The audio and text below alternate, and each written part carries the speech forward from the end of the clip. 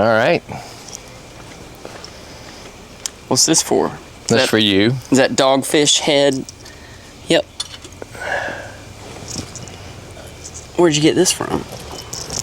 I had it, but I got way too many key rings. Well, I've got a... And I got a bottle opener. I do own keys, but I don't keep keys. Keys to my truck stay in the ignition.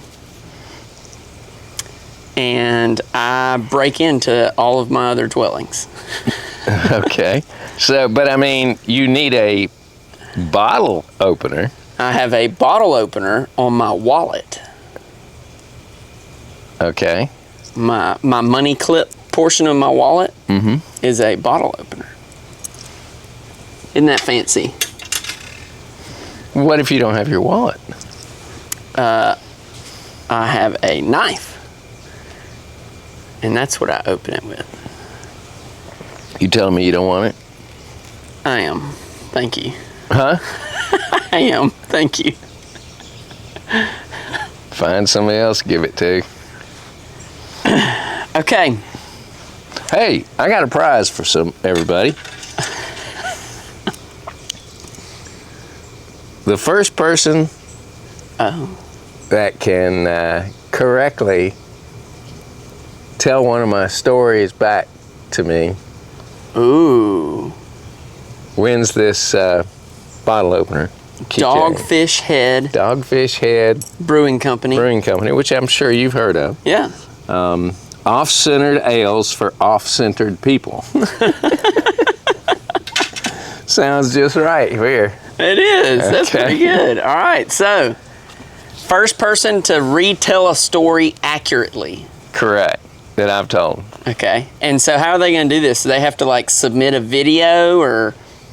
Yeah, I think it'd be great to get them side by side once they come to fruition. That would be good. And see how it kind of gets changed. You know, it's kind of like the game you used to play as a kid where you whispered into the person next to you's ear and it goes around in a circle, and by the time it gets back, it's never even close to what it was. Yep, telephone. That's what they call that. Yeah, telephone. Very cool. All right. Welcome back to Simmons City Stories. And our last episode we had to film inside, thunderstorm, raining like crazy. He lost the mics, didn't have proper sound. Our sound was probably really, really bad because I misplaced the microphones. Like father, like son. Yeah, but we've got our mics back, and I think the sound is actually pretty good with these things. So we ended on marriage to mom, honeymoon. And so now my question's gonna be, y'all get back into town, paint the picture for me because I just want to verify we're in the right place. Y'all are living in the Avenue D, South 8th Street quadruplex. No. We were not one of those couples that moved in before we were married. No, I mean after y'all got married. Well, after we got married, she moved out of Faye's house. Okay. And came to live at my apartment on 8th Street in the ghetto. So this is the apartment on 8th Street and Avenue D? Yes. Have I said anything about that place yet? Nothing at all. And I do know there's a story or two from there. Oh, gosh. There's a lot more than a story or two. But I had an eclectic neighborhood. Everyone was extremely nice. I had across the street to the left was a drug dealer, and the next door neighbor was a prostitute. Do you happen to know what type of drugs this person specialized in? No. I don't buy that local.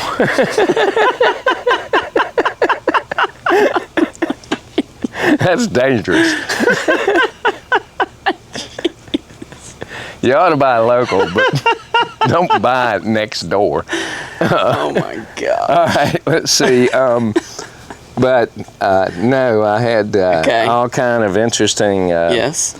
neighbors, and the house I lived in was a big Victorian house that was split up into 3 different apartments. And my next door neighbor was my secretary, Selena, and her husband. Okay. Is that how y'all met? Yes, That's cool. She was my first retail store manager.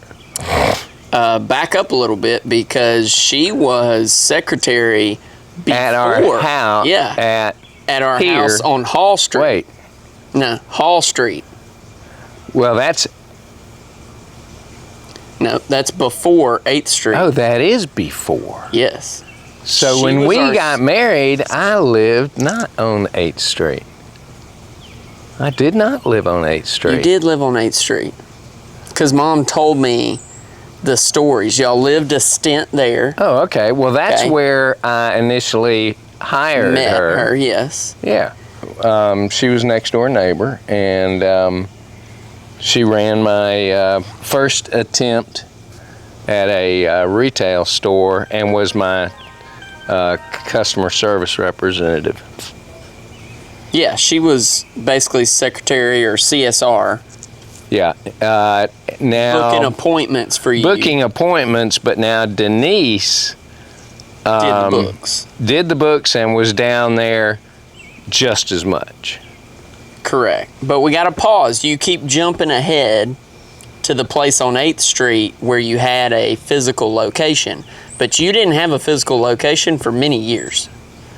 You worked out of 8th Street house or apartment, plus then you and Mom rented a house on Hall Street. Yes, we did. Okay, and, which is where I spent my first 5 years. Yeah, and I guess. And she worked out of that spare bedroom. You know, we may not have. Well, we didn't. We did not move into. God, I am totally confused because after Hall Street, we lived on. Here. No, 7th. I mean, the little. No, okay, so. You remember? Yes, Okay. but that. Tell me, and then I can tell you the stories. Okay, yep, so I forgot about that. So, first place that y'all lived was the 8th Street Triplex apartment. Okay, and you're gonna have some stories from there. Yeah. Next was Floral Street. Oh boy, do I have the stories from there. Okay. Then Hall Street. Then here. Okay. Okay. So let's back up. All right. All right, and tell us a little bit. You were telling us about your neighbors, and that we got off track because of Selena. Yeah. Selena. So Selena, and then our librarian, who later became our jailer. Interesting. Okay. And who, matter of fact, remember a guy named Scotty I tried to rehabilitate through work? What do you mean, do I remember? Yes. Okay. Yeah, so our librarian at that time later became our jailer. And remind me to tell the story that is about the time that occurred for that. Okay. But so that's who lived around us, and at the time, their top hat was just a little glimmer, sort of, in my eye, because I had. You were still running. I was running the flower business. Yep. The plant. Interior plantscapes. Mm-hmm. And Denise was working at WJHO. Okay. Selling radio ads, like Okay. I told folks before. And How long did she do that for? She did that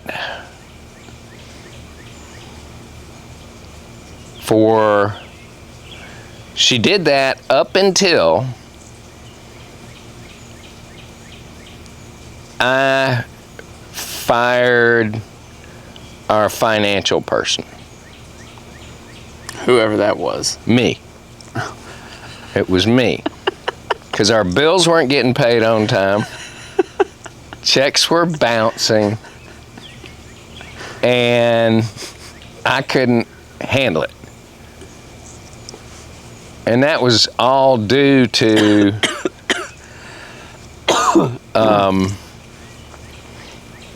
me. All right. The plant business had a little better revenue pricing structure than Top Hat. Top Hat was I didn't know how to cost out anything. To go out of business. Yeah, I was good at that. Yeah. So, or at least going out of business part. But because back then it was free inspection, $25 to sweep the chimney. Yes, and it was, I was way ahead of my time, having graduated Auburn. And I was the first, one of the first computerized businesses in the country. They had just invented this thing called a personal computer. And there was a big fight for who was going to be the market share leader in that industry. And it was between Apple, Microsoft, Philips, and several other companies. And they were all the same. Not one was better than the other. I chose Philips, which the operating system was called Head Start. Worked just like Windows. Interesting. And they had this lightning fast thing called a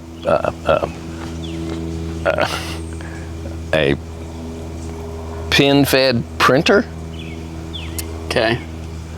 Where typewriter all the way across the page, return, typewriter across the page, and that pin feed would be just flipping it, kind of like a newsreel at a radio station. You know what, UP wire? Yep. They don't have that anymore, I'm sure. I'm sure so. It's electronic. But anyway, I got all my customers on computer and all of that. And Denise took over finances. And she told me the business could not continue to exist. It wasn't making enough money. Right, let's pause. Okay. Because we're getting ahead of ourselves. Oh, okay. So Yeah. let's go back. Okay. All right. I want to know top 1, 2 memories, maybe 3, I don't know how many you got, from the Triplex on 8th Street. Okay. Well, first thing was I started a chimney sweep business. That place in the winter was so cold. And I didn't know how to do gas. And so I managed the Goodwill store at that time. And I bought one of those old plaque heaters, you know, the ones that when we see them, we tell people immediately they're gonna die. The ceramic solid insert. Yep. Huge, no pilot light, no ODS, no vent. Vent-free plaque heater. So I bought it, and I called Allegasco, which is a big, now called Spire, huge gas company. And the technician said, sir, we cannot put this, at the time I didn't know what it was, in a confined space. Right. And can't put it in a bathroom. Mm-hmm. And I go, why? And he goes, it'll deplete the oxygen. I said, look at that wall. You can see through it. How are you going to deplete oxygen that in this bathroom that the breeze blows through? This house was built in the 1840s, 1820s. Whoa. Okay? And it breathed. He did it. I got him to do it. Oh, okay. He put it in there. It worked great for just the bathroom. And this thing was 40,000 BTUs and couldn't do anything but heat up the bathroom. All right. Okay, so had that. So since it couldn't do anything but heat the bathroom up, you know, we had those 14-foot ceilings. And so none of the heat that was produced ever came down. And so, and our gas bill was through the roof. So I said, I'm gonna put me in a wood stove. Okay. Well, I had started to learn how to be decent with my hands with the few jobs I had with Top Hat, but I had a customer that wanted to pull an old stove out of his house, and so I bought that, and I said, I'll just put this in. First thing I did, though, I had another heater that I had collected. I took that heater and I put it in my little office I built right next to my greenhouse in the backyard. Okay, like a shed. And it was single wall pipe going straight through the plywood and terminated up there. When I got that in, I was so proud of it, and asked Denise in there, and what a night. That's where he came from. Was that night. Nice, appreciate First that. night of the stove. Yeah. And anyway, that stove eventually caught my little building on fire. And I'm sure this audience knows why. Single wall pipe right through plywood. Yeah, clearance is not quite met.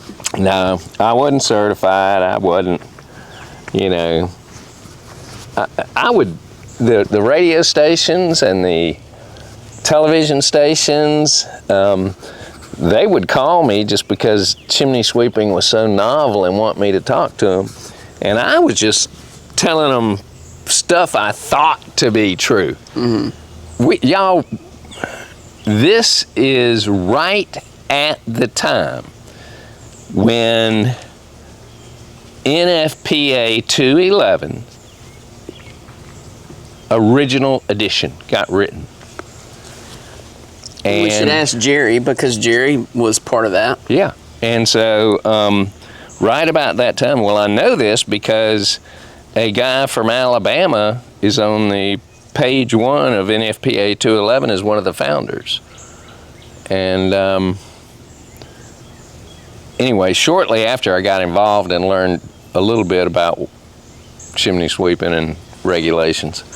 But bottom line is I caught that house on fire, that outbuilding, got it out, didn't burn down. And then tried to put one in 8th Street. It's a 2-story house with a huge pitched roof and heart pine. And back then I didn't have power equipment. I had hand screwdrivers, I had hand saws. So one day I started, there's a beam in my way. I'm gonna cut this beam out. Y'all, that heart pine took the teeth off that saw. I'm talking about ruined a perfectly good saw cutting through wood. Yeah. You know, I believe that. We're talking about long leaf pine. This stuff is probably has the same strength as concrete. It never got put in.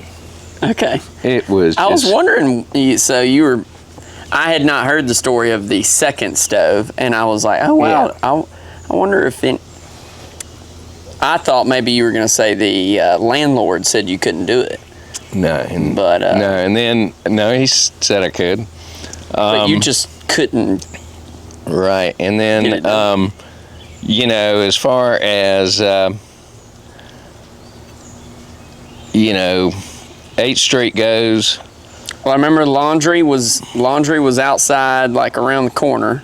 Laundry was outside. And am I connected to the librarian's apartment. Okay. So she didn't have to go outside to do her laundry. We had to go outside and then go on her back porch to do laundry. Uh-huh. So did Selena and her husband. They had to do the same thing. So now, help me remember, I think Mom said one of her favorite things to do was scare you when you were walking back from the laundry. Am I getting that twisted? Yeah. Okay, what was it? I scared her. Oh, your favorite thing to do was scare. But, I mean, God gets back at you for everything bad you do. I was coming back from work one night, and the back porch light was off. I had to go back to my van. I couldn't see back there. It was dark as could be, no moon out or nothing. So I got a flashlight from my bread truck, and I get up on the porch, and I'm right where my door is. And this house is so old, there's no railing around it. And the floor is, this far off the ground. So I'm standing way up here. And right about the time I walk up the stairs, and of course I have a bunch of junk up against the back, so I'm walking towards the edge where there's no rail, and all of a sudden there's this, and I got my flashlight and took it up, and the freaking devil is looking at me, and his teeth are hanging out, going, red eyes, evil eyes. I stepped back and there was nothing there. Thought a pitchfork went through my heart. Bam!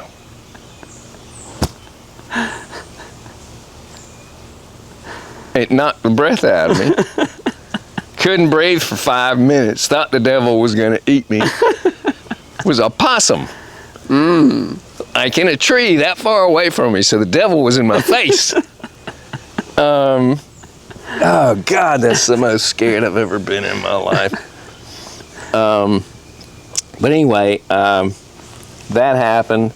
It was a fun place to live. I used to have my garden next door on the lot there, and just talk to Denise through the kitchen window every evening, because I sure didn't have any work.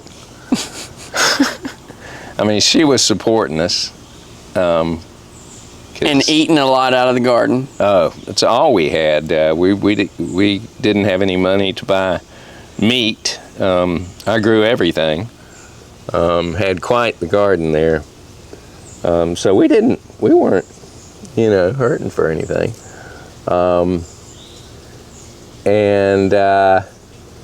But then I think the air conditioning broke in there, and the landlord wasn't willing to fix it in a reasonable amount of time, so that's when we moved to Floral. Right up here. Then we started getting involved with preachers. Y'all. What does that mean? 90% of your preachers out there are bad people. Uh-oh. Yes. So anyway. Don't throw out a statistic I'm going to do like that. I'm going to do that. They made me mad in my young life as a man, an entrepreneur. So I rent from this preacher man our Halls thing. Floral property. And this particular preacher ran the church with the A-frame on Glen. Oh, yeah. Okay. Yeah. No. What is that? 10th Street. No, Glen. Talking about Glen. The A-frame in Auburn. Oh. Okay. Anyway, that's who the guy was. And so we weren't in there. I had just built Trent's playset. And we weren't in there any length of time, seemed like to me. And maybe a year. And then he says, you got to move. All right. And so, wasn't even a year. That was where I learned how to swim and also almost drowned, because that was where I sat in the ant bed and your mom one just picked me up and threw me into the neighbor's pool. Yes. Yeah, right up there. Yeah. And, yep. I said, Dad, I don't actually remember swimming. So I don't remember learning how to swim. you didn't have to. You just got, everybody in the Simmons family gets taught the same way. Just throw them in the water. They swim. Believe it or not, they do. Mm-hmm. They come out crying every time and acting like they're choking. But you've got a natural reflex that won't allow you to breathe water.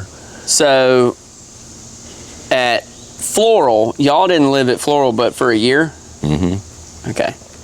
All right, so then you moved to Hall. Well, then he says you got to go. Mm-hmm. And I go, well, it's going to take me about a week. No, you got to get out now. So I said, that's just not going to be possible. I'm running 2 businesses. My wife is currently working. You know, it just can't happen that fast. I will start. So he immediately goes to the police and issues an eviction on me. And stupid guy didn't even know how to spell my name. Thank God. So what happens was he sends the policeman over to 7th over there. Or what is that street? I think it's Floral Street. Isn't it Floral? No. Anyway, to that street, and I got a load taking it to Hall Street. All right, so he gets to where we used to live. He asked my wife if I'm home. She said no, he's taking stuff to our new place on Halls. Mm-hmm. And the cop says, well, I have to issue in person this warrant, this eviction notice. Oh, that's and so 6th Avenue. 6th Avenue. Okay, right. Okay, so what we do for a good 4 hours is I'm going to the house, picking up a load. He's at Halls, I'm here. Okay, when he comes over from Halls to 6th, I'm at the other place. And we keep doing that. He catches up with me and he says, are you Jeffrey Simon? When he caught me, yeah. I said, no, sir. He said, I know you are. I said, I know I'm not. You want to see my license? Uh-huh. And it was a Friday. Mm-hmm. So I give him my license and he goes, they didn't spell your name right. I said, I told you I wasn't him. I don't know why you're looking for that guy. Mm-hmm. But I'm not accepting a warrant that's not in my name. Mm-hmm. So I said, you're going to have to go to the judge. And Monday, I'm sure he'll give you another warrant. Mm-hmm. So then I try to speed things up. And I still don't get it done. And then they messed up the spelling of Hall. They put Hall Drive or something. Mm-hmm. Or maybe 7th Street instead of, or Avenue. 6th Street instead of 6th Avenue. Yeah. Something. Yeah. They messed something up. The preacher man's getting pissed off. Yeah. And he's telling me to go to hell. Oh. Mm-hmm. Literally. Yep. And I'm going, man, I'm doing exactly what you want me to do. You just didn't give me a reasonable amount of time. Right. And y'all, if you're going to own property, own it in Alabama, because if you own property, you're king. And you can pretty much tell renters to do what you want. It's a lot different in most other places. But land is king in Alabama. So, but anyway, that occurs. And then... You finally get out, though. Believe it or not, same thing happens at our next house. When we're building this place. Uh-huh. And we weren't quite ready to move in, and they want me out. And that was a different preacher man that also was screwing me. Okay, so, it's just... My favorite memory from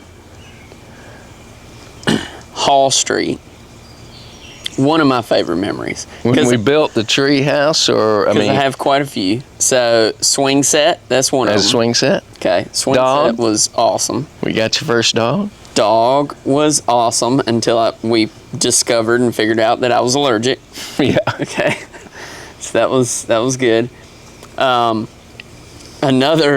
one that I remember telling all my friends at school was, I forget what we were doing. I feel like we were just on the front porch. I don't know who was over, probably Selena and her husband. And this group of kids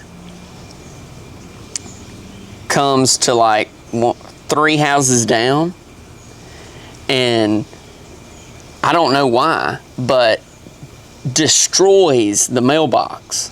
Do you remember this? And picks the mailbox up and starts running with the mailbox. I have no clue why they're doing this.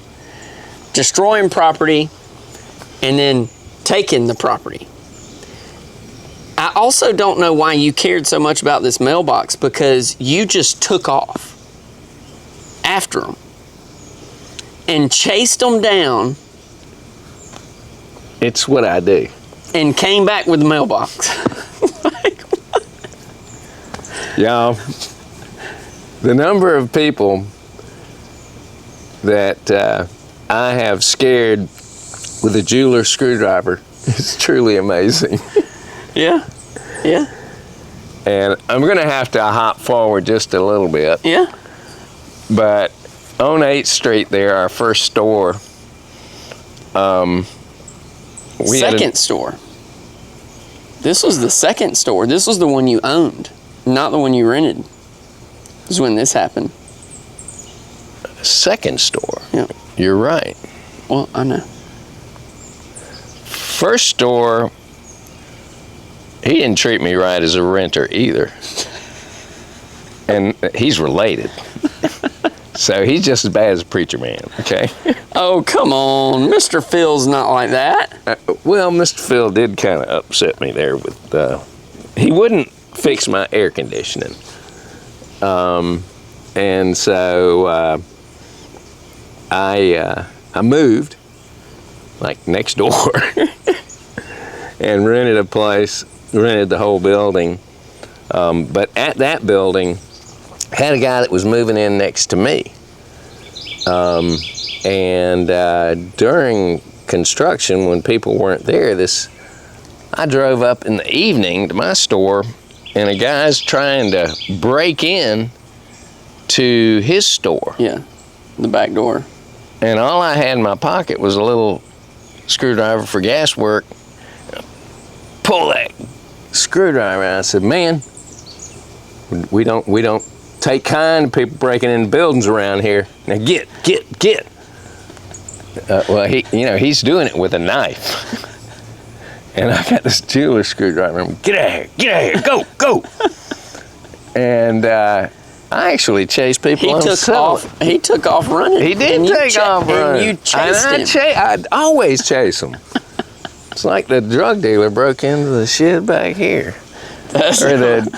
Him. I chased him, and I had my gun. I had my gun with me. Yeah, pellet gun, air pellet gun. He was scared. And but you did a better job than the police officers. Oh man, police officers was so funny. This guy was in my shed using it as a crack shed or something, just temporarily because I'm in there every day. But he was using it that night, and so he comes out of the shed naked. Mom saw him. Well, he's got these shorts on that are totally cut in half. Okay, so he's got a rope that's acting more like a, what is that, just the cover? The thing you put around a toga? Yeah. He's got that kind of going on. And he goes, he comes out and he looks up after he shuts the door and he sees my wife in the bathroom window. And he goes, yeah. And she called me on the phone and said, somebody's coming out of our shed, and he's butt naked for the most part. And you said, no, he's not. I'm sitting on the back porch. Watching him. And so he comes out, and I grab my pellet gun, and I say, stop, or I'll shoot. Okay? And he goes, man, I said, what were you doing in my shed? And he goes, man, I got attacked. I got thrown in a ditch. That's why I'm all cut up. And I go, man, you stay right here. I'm going to call the cops. He said, man, I just want to call my mom. Can I borrow your phone? I said, no, you can't borrow my phone. I'm going to call the cops. You stay right here. Well, my phone was back up on this porch. And so the minute I turn my back, he starts running. So I said, stop! And, so I take my gun and I'm running after him through the neighborhood, get about 3 houses up here, and I'm on the phone with 911, and they're going, I need your location, I need your location. I'm going, don't you tell me you can't find out where this phone is.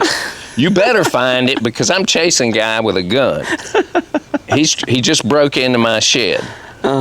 And she goes, oh my God, let me dispatch. So 2 cars pull up, 2 cops in one cop in another.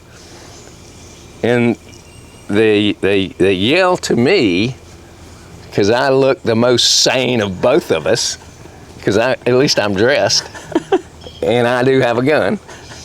And they go, put your weapon down. And I go, my pellet gun? They go, yeah, put it down. And they said, where is he? And I say, he's up here. And so then, this is the funniest thing, y'all, I've ever seen. We got bad guy on this side of a 10 by 10 building, and we got 3 cops over here. When the bad guy runs this way, they run that way. When he runs this way, they run that way. I looked at him, I said, don't you think it'd be a good idea for one of you to go a different direction? Man. So anyway, they catch the guy, and they say he's probably not much of a problem. They had heard where he had been breaking into places up the road, and he got pulled over by a cop and was running through a thorn patch and all that, and it tore all his clothes off of him. He was bleeding something terrible too. But anyway, I don't know where that story came from, but chasing people. Yeah, with jeweler screwdrivers most of the time. Started with my story about the mailbox. Okay. I just didn't understand why the mailbox meant so much. But you took off after those boys. And federal property. And not only, now I remember, not only did you come back with the mailbox, but also the 3 boys that did it and made them apologize to the homeowner. Yes.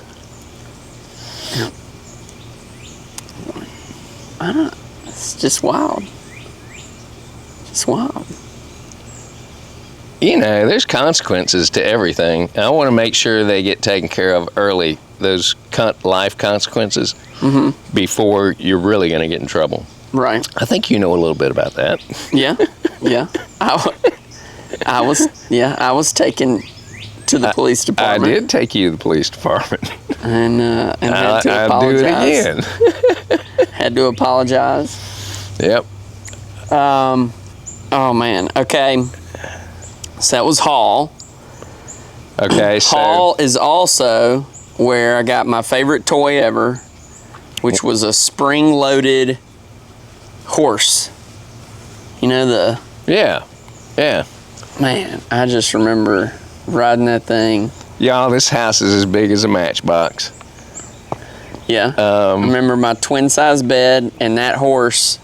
The only way for them to fit was the horse was in front of the closet. So I'd have to move the horse to get to the closet. Master bedroom had a full-size bed in it, and there wasn't room for a side table.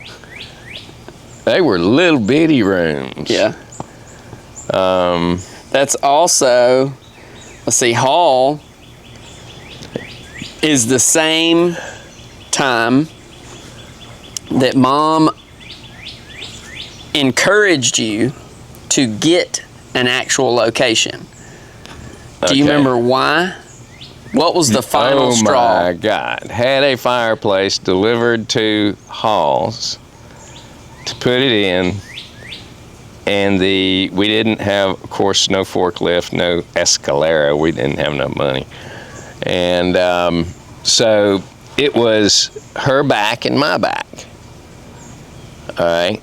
And so we unload this fireplace, and when we're unloading it, I said, okay, we're going to drop it on 3. Well, she didn't drop her in. I heard you didn't count to 3. Anyway, it badly hurt her fingers. And so she told me I had to get a store. No more home deliveries. Delivery after delivery after delivery. I mean, because I was really good at going out of business. Not charging enough, but being the busiest man on this earth. Y'all, if you charge $25, $30, $45, $50, $125 for a sweep, there's no way you're making any money. All right? And you know, you're going to be, like I was, booked out for a year because you're the cheapest guy on the block. And you had a great reputation, or I had a great reputation. Everybody loved my service. But I was working my way out of business at a record pace because I was so booked up. And this is where Tom Grandy came in. Where we went to National Chimney Sweep Guild convention. Was that the same one? Was that the Hawaii one? No, that was Copperfield. Copperfield did Sweeping Hawaii, where Denise and I went to. She left you at home for the first time ever? I stayed with Mama and Papa. Okay, and we went to Hawaii, Sweeping Hawaii. But the National Chimney Sweep Guild put on a week-long pricing for profit seminar. Well, I go to that and I look at everything, and several people in the industry had been trying to tell me about a different business model other than the one I was doing, but I wasn't going to listen. So when I ran the numbers about, you know, what all my expenses were and what I wanted to make, it came out that I had to much more than double my price to break even. Came out of that thing and they told me I had to charge It's like $179. $179 for a sweep to make money. And I go, nobody's gonna pay that. Not even the competition is $179. The competition was $150. He was just going out of business slower. I called and told Denise that from where I was, and by the time I got back, it was getting to be, for some reason we had a ton of calls, and not a single person said anything about the price. Biggest life lesson for me I have ever had in my life. I was never scared of prices since. Now, Mark Stoner might tell you that I was maybe scared of prices, but I wasn't scared of prices. I was scared of his business model. Mm-hmm. You know, I mean, if I could make $179 on a inspect and chimney sweeping. And do 6 of those a day. Yeah, I mean, if I increased to just 2 jobs a day, and he kept a low price like that for all that. But with all that added time, and I did learn a lesson because I did change my business model. He is correct, and all of y'all need to listen, that these guys that are out there and they schedule 2 hours or 3 hours for an inspect and sweep, it gives you enough time to get to know the customer, gives you enough time to bond, gives you enough time to do a very thorough report, and it gives you enough time to for the customer to see your professionalism. And it gives you enough time to present an estimate before you leave the home for what your pricing is. And so that model I eventually adopted from Mark. But bottom line is, Tom Grandy saved my life, or saved my business through my wife, because I wasn't going to charge that. And y'all, this is another thing. If you're the business owner and you don't have an accountability partner, a wife or a son, or maybe another cohort in the industry, if you see all these guys doing things and it looks like it's working, what's it going to hurt you to increase your price? Give it a try. You can always go back. Chimney sweeping is the most scalable pricing in any industry. There is no reason why you can't try $1,000 a sweep, and guess what? It might work for you. Mm-hmm. That's sure the customer you want. Yeah, I mean, but, for sure. Anyway.